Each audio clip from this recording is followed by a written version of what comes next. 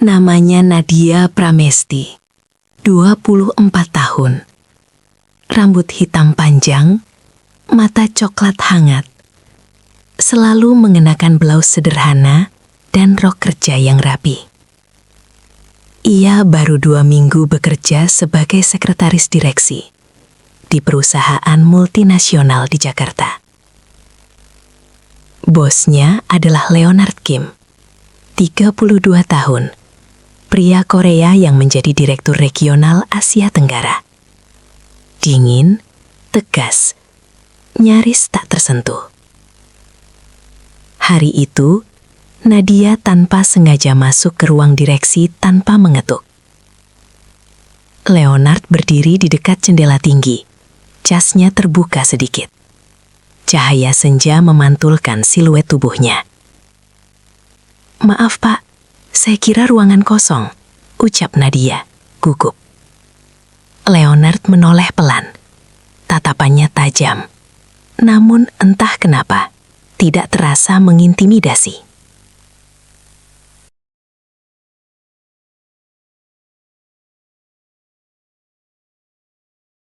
"Kamu sekretaris baru?" "Iya, Pak." Hening. Tatapan mereka bertemu lebih lama dari yang seharusnya. Leonard mengangguk tipis. "Lain kali, ketuk dulu." Namun saat Nadia berbalik pergi, Leonard berkata pelan, hampir tak terdengar, "Dan jangan terlihat terlalu gugup. Itu membuat orang lain ikut gelisah." Nadia tidak tahu, kalimat itu bukan teguran. Itu pengakuan seselubung.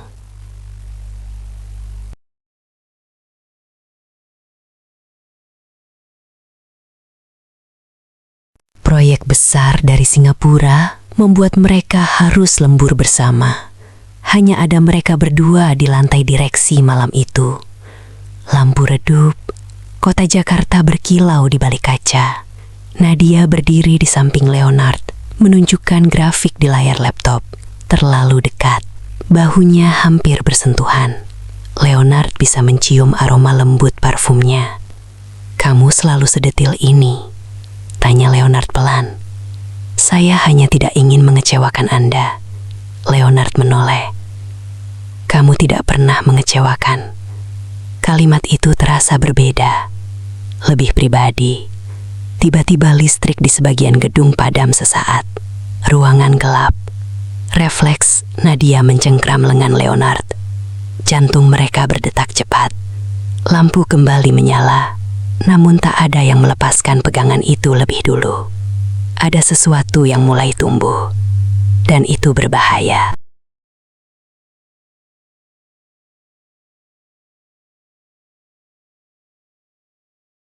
Gosip mulai terdengar.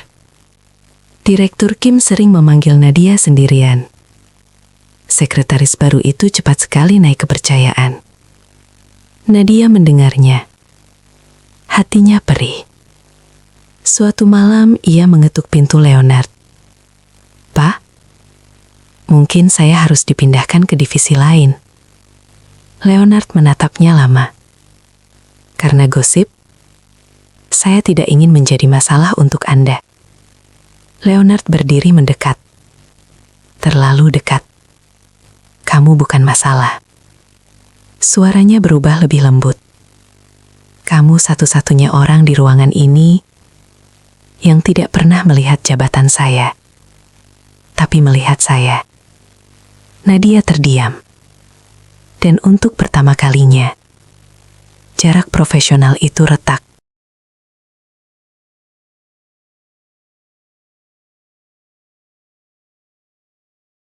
Sebenarnya, Leonard memiliki masa lalu. Ia hampir menikah 5 tahun lalu. Namun tunangannya membatalkan karena tak tahan dengan hidupnya yang penuh tekanan dan dingin. "Aku tidak pandai mempertahankan orang," katanya pada Nadia. Nadia menjawab pelan, Mungkin bukan Anda yang tidak pandai. Mungkin orang itu yang tidak cukup berani. Tatapan Leonard berubah. Ada kehangatan yang lama hilang. Tangannya terangkat, hampir menyentuh pipi Nadia. Namun ia menghentikannya. Kita tidak boleh seperti ini. Tapi kita sudah seperti ini, bisik Nadia. Dan keheningan menjadi pengakuan tanpa kata.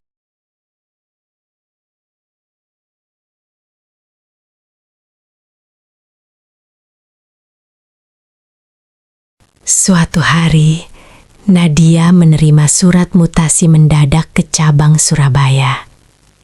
Tanpa diskusi, tanpa peringatan, ia masuk ke ruang Leonard dengan mata bergetar. Ini keputusan Anda. Leonard tidak menjawab. Itu untuk melindungi kamu, katanya akhirnya. Melindungi dari apa? Perasaan Anda sendiri. Leonard berdiri. Aku tidak bisa membiarkan kamu hancur karena posisiku. Nadia tersenyum pahit. Yang menghancurkan saya bukan jabatan Anda, tapi sikap Anda. Air mata jatuh. Leonard menarik napas panjang. Lalu akhirnya, jangan pergi. Itu bukan perintah, itu permintaan.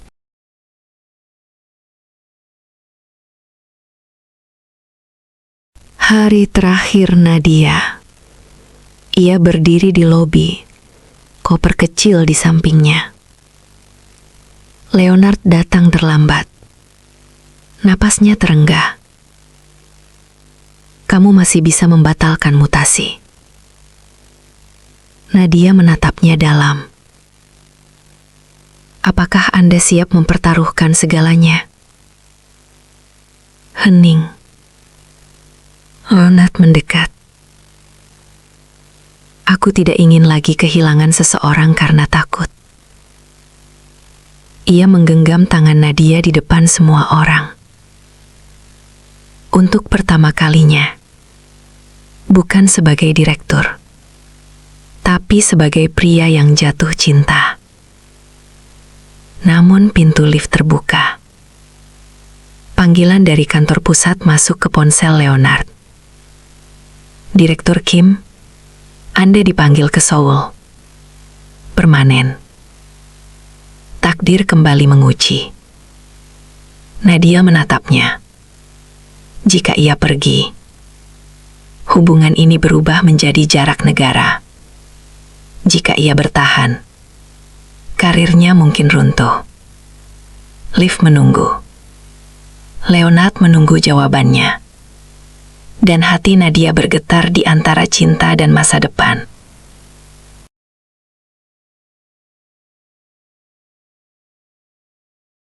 Liv akhirnya tertutup. Bukan karena Nadia masuk.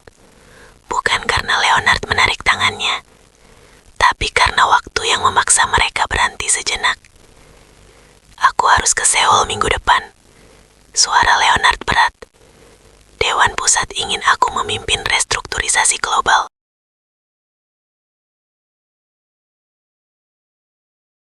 Nadia menatapnya. Dan saya tetap dipindahkan ke Surabaya. Leonard terdiam. Mutasimu akan dibatalkan. Karena Anda kasihan? Tanya Nadia pelan. Leonard menggeleng. Karena aku tidak ingin lagi membuat keputusan sepihak atas hidup orang yang penting bagiku. Kata penting terasa lebih dalam dari sekadar cinta. Malam itu mereka tidak berpelukan. Tidak ada sentuhan berlebihan. Hanya dua orang dewasa yang berdiri sangat dekat. Menahan rindu yang bahkan belum benar-benar mereka miliki. pertama kalinya, hubungan itu bukan lagi rahasia yang memalukan. Itu pilihan yang mulai diperjuangkan.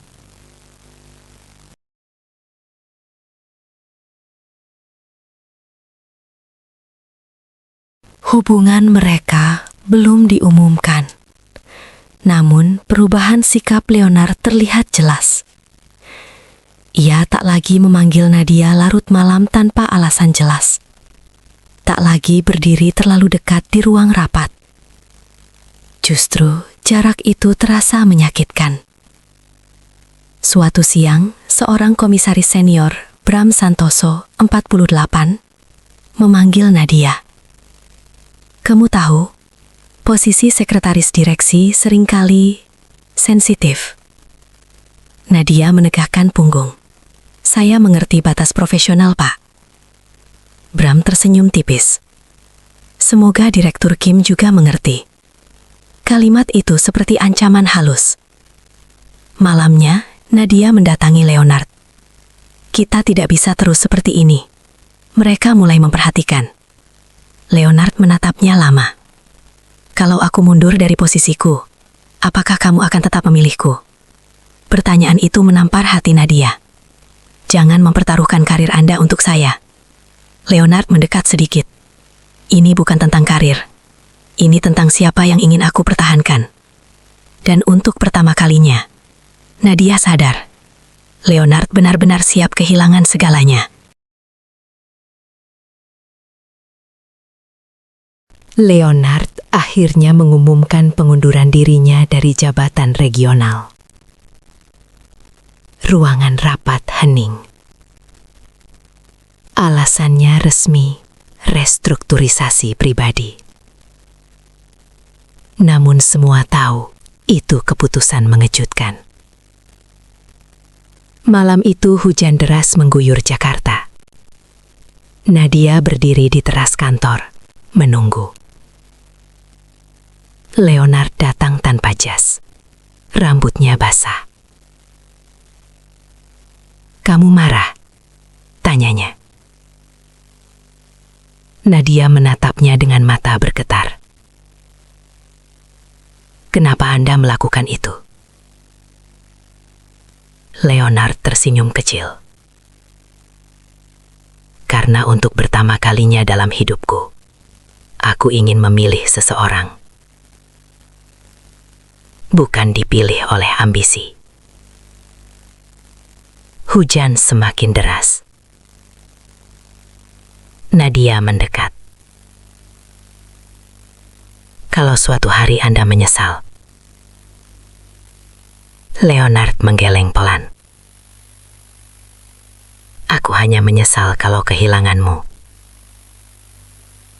Dan di bawah hujan itu, tanpa kata dramatis berlebihan, Nadia menyandarkan dahinya ke dada Leonard. Bukan karena lemah, tapi karena ia memilih.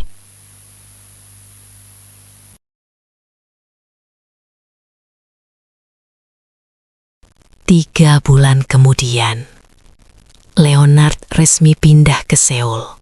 Bukan sebagai direktur, melainkan sebagai konsultan independen. Nadia tetap di Jakarta, namun bukan lagi sekretaris direksi. Ia dipromosikan ke divisi strategi. Hubungan jarak jauh bukan mudah. Panggilan video larut malam. Perbedaan waktu. Rindu yang kadang berubah menjadi kesalahpahaman kecil.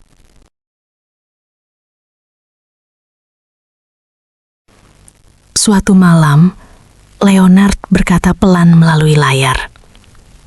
Aku ingin kamu datang ke Seoul. Nadia terdiam. Bukan karena aku tidak kuat jauh darimu, lanjut Leonard. Tapi karena aku ingin kamu memilih masa depan yang juga kamu inginkan. Bersamaku. Nadia menatap layar, melihat pria yang dulu berdiri dingin di balik meja direksi. Kini, ia bukan lagi atasan, bukan lagi simbol kuasa. Hanya pria yang menunggu jawaban dari wanita yang dicintainya. Tiket ke Seoul ada di email Nadia. Kontrak promosi di Jakarta juga menunggu tanda tangannya. 2 kehidupan, 1 hati. Nadia menutup laptop perlahan. Besok pagi, ia harus memutuskan.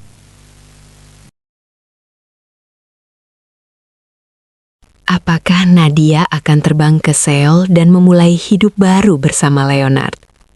Atau ia akan memilih karir yang akhirnya ia bangun sendiri? Jika kamu ada di posisinya, apa yang akan kamu lakukan? Rasakan sendiri emosi ini di imajinasimu.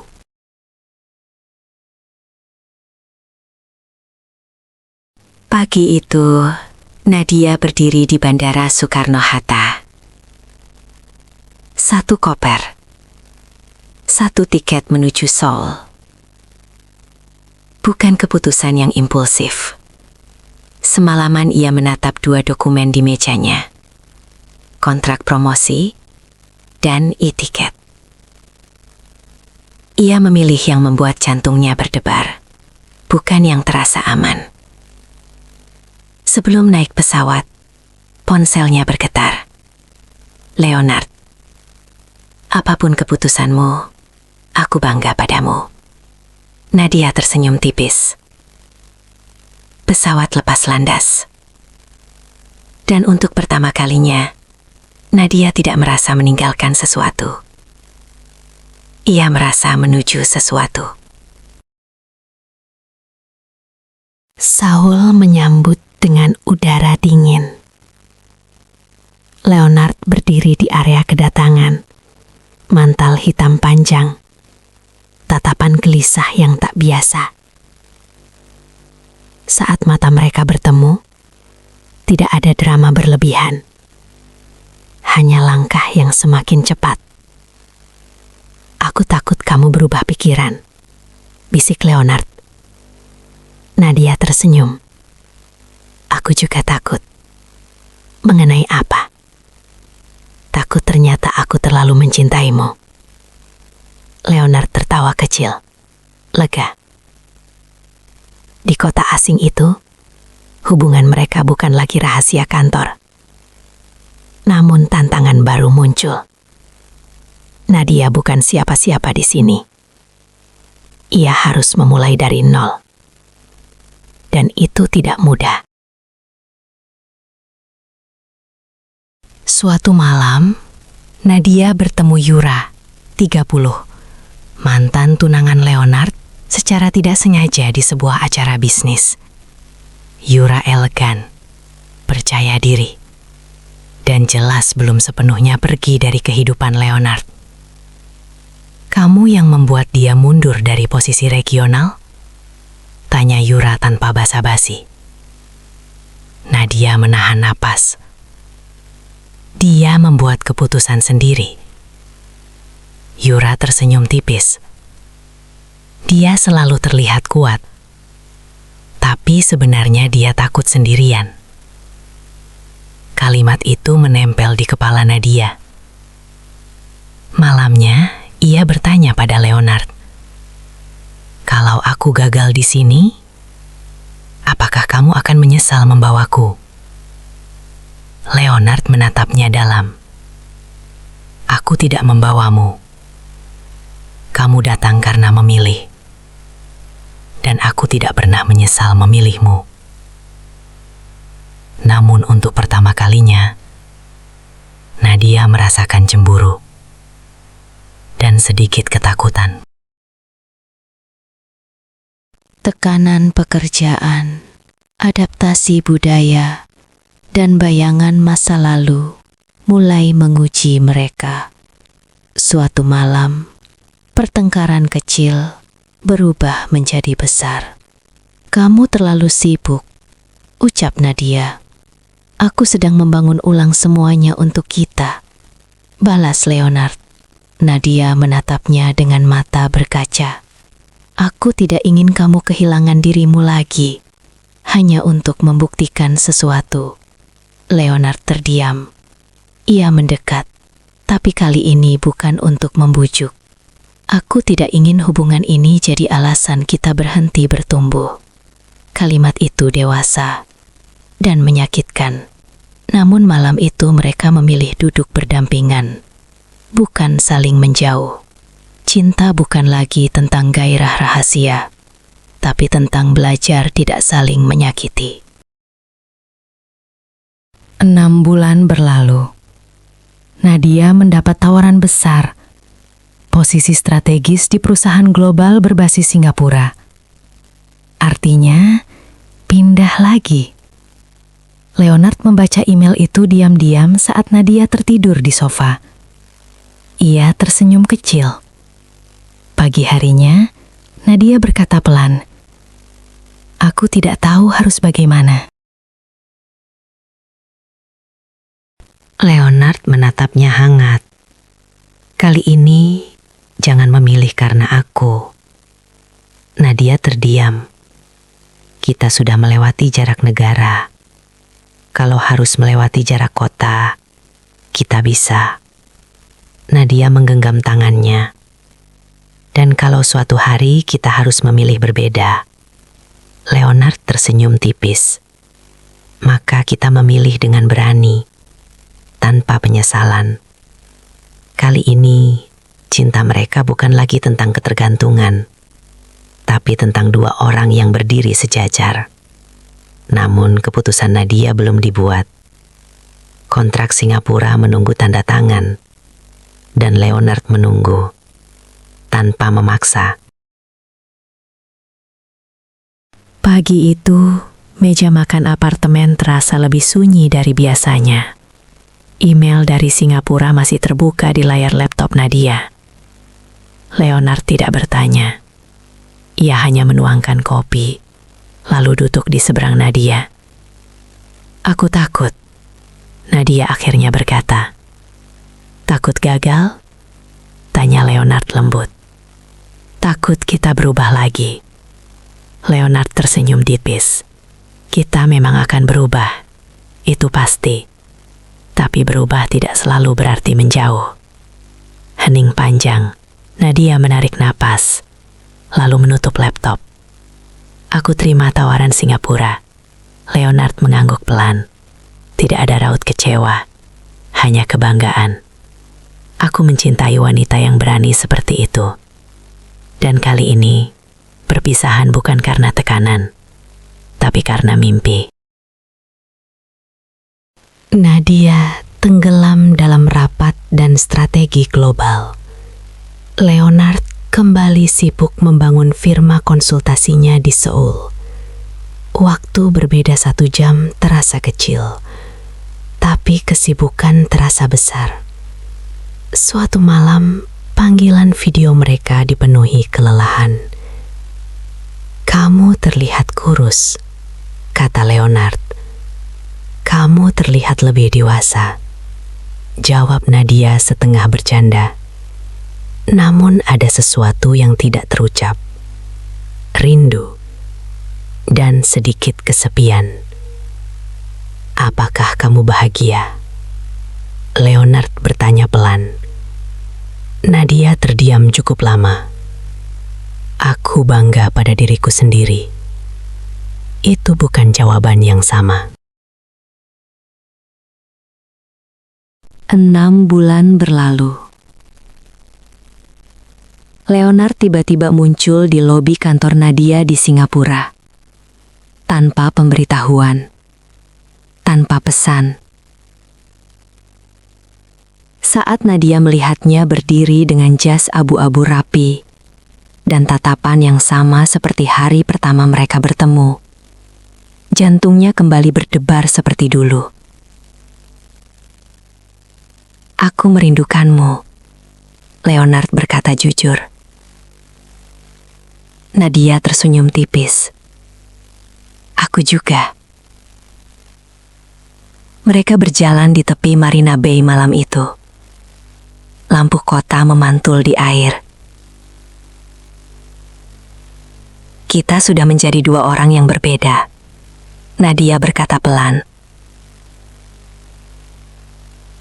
Leonard mengangguk. Tapi perasaanku tidak berubah. Nadia berhenti berjalan. Perasaan saja tidak cukup kalau kita terus hidup di dua arah. Leonard menatapnya dalam. Lalu arah mana yang ingin kamu pilih sekarang? Tidak ada lamaran mendadak. Tidak ada tangisan berlebihan. Hanya percakapan dewasa di bangku taman, menghadap laut. Aku tidak ingin kita terus saling mengejar. Nadia berkata. Leonard menunggu. Aku ingin kita berdiri di tempat yang sama. Bukan salah satu yang selalu mengikuti. Hening. Leonard tersenyum perlahan. Aku mendapat tawaran membuka cabang di Singapura. Nadia menatapnya terkejut. Kamu tidak bilang? Aku menunggu. Aku tidak ingin keputusan itu karena kamu. Nadia meraih tangannya. Kalau sekarang? Leonard menggenggam balik. Sekarang aku memilih Singapura. Karena itu baik untuk karirku. Dan untuk kita.